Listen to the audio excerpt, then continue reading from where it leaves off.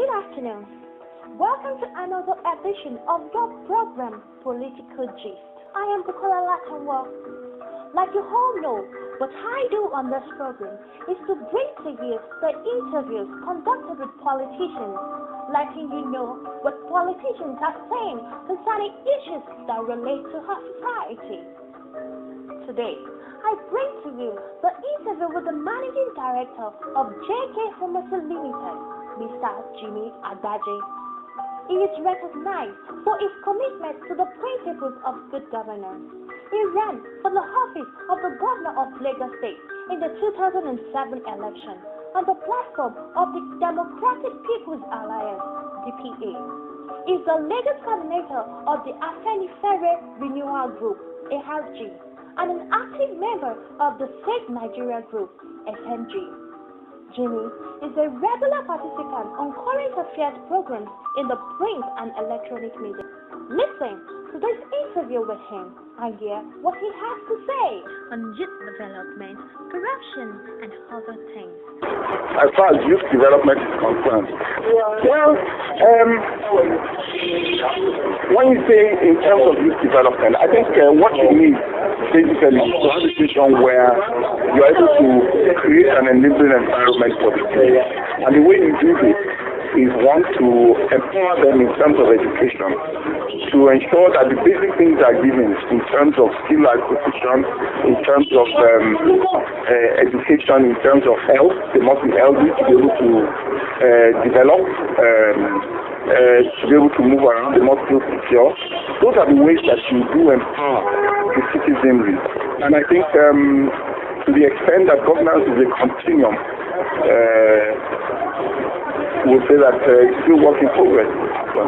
If your education is not fit what I would call fit for purpose, in other words, you've gone to school, the education is not deep enough, the education is not right, you have learned topics that are irrelevant to the system, then you're going to have a problem of unemployment. If the environment, even for industry, is not there, how do you become a small-time employer, for example, self-employed? You need things like power, so you need infrastructure. So the real answer is good governance. Good governance in terms of both human and infrastructural development. I think corruption is not only in politics, corruption is everywhere. And that's the reality. The whole system, the value system has collapsed, and therefore we need to turn that around. We need to be hard on corruption across the board. We need to bring those who are corrupt to book. And that's very important. What happens today is that people feel that nothing happens if you are corrupt. In fact, you are the star of the day. We need to look down on those who are corrupt. We should not be giving awards and honors to corrupt people. We need to be asking ourselves, you have money, what do you do? What do you do? How have you made your money? That's why it used to be in the days of value system. So those are the issues. But I think it's for us to be hard, and it's not limited, again, I will emphasize, to politics. It's not limited to the public service.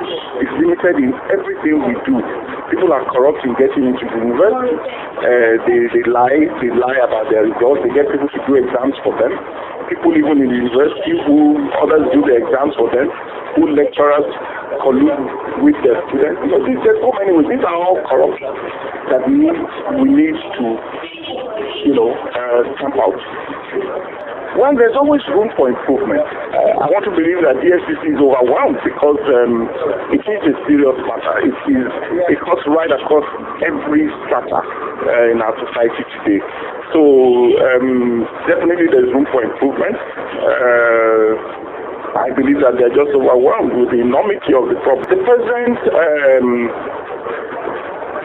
in terms of declaring of assets, I think we must take something into consideration. There is a law, there is a constitution. The constitution does not say that the president must declare his assets. Having said that, it is something that if the people do want it, they can put enough pressure on the president to do it. I think the people themselves have not shown that they want, that they, when I say the people, the majority, have not shown an insistence. Because what we're asking, what is being asked, is that the president goes above the law and goes on moral grounds or moral, to get started. As to the issue of the party, again, it's an issue that the people must speak to. You see, in countries, developed countries, people come out very strongly against what they believe and come out strongly against what they do not agree to. And I think we have not learned that, in terms of our civil society.